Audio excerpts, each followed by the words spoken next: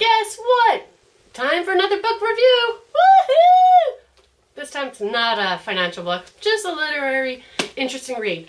Cheech is not my real name, but don't call me Chong. Written by Cheech Marin. He even calls himself Cheech Marin, but yet it's not his real name. Thought it was interesting. Keep watching.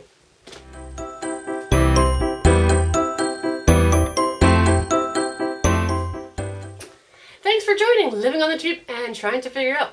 Today we're doing a book review, not a financial literary, just a novel. Actually, I wouldn't even call it a novel. A biography, I would say it's a biography. Called Cheech is Not My Real Name, But Don't Call Me Chong by Cheech Marin. Can you see that there? And yes, I got it at the library, hence the big fat news sticker on there. And I knew nothing about Cheech. I remember him on Nash Bridges back in the 90s. I knew of him. I knew he did a big MTV videos or something. I didn't even know if they were musical. All I remember, it probably was in the early 80s that I saw this. I was born in the mid 70s, so I don't remember a lot of, from the early 80s and before that. But I remember watching a video. They're on a bridge, Cheech and Chong together in a car, some big Buick of some sort, I'm sure. And the car is so filled with smoke you can't even see them in the car, and then they stop on the bridge, open the doors, and all the smoke billows out, and then they come out. That's all I remember. So I knew they were big dope smokers, but I thought that was just a character he played. I didn't really know that was sort of his life back in the 70s and 60s. But it's interesting to see him go from a nobody to somebody who wanted to escape the draft in the States during the Vietnam War. Comes to Canada, meets Chong, who actually still lives in Vancouver to this day.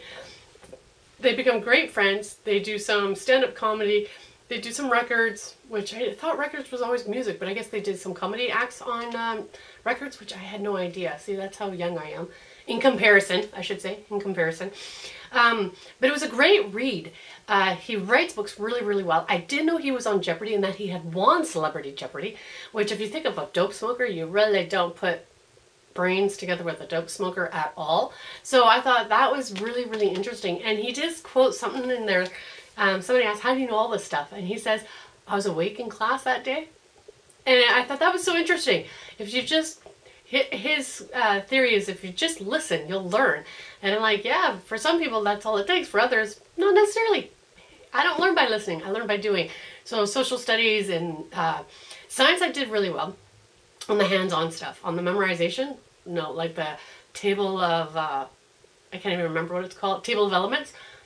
Couldn't memorize it for the life of me. But if you ask me when I mixed this and what happened, I could tell you right away because we actually did it. We mixed those elements and saw what happened. So yeah, I did much better in science than in social studies. And it depends what kind of learning and how you learn. But this is a great read, fun book, lots of laughs. I couldn't stop laughing. Actually, the first couple of chapters is hilarious as heck. One thing that was really interesting, because he was such a big dope smoker and he was such a big hippie back in the day, to find out that his father was a policeman for 30 years or 40 years, I can't remember.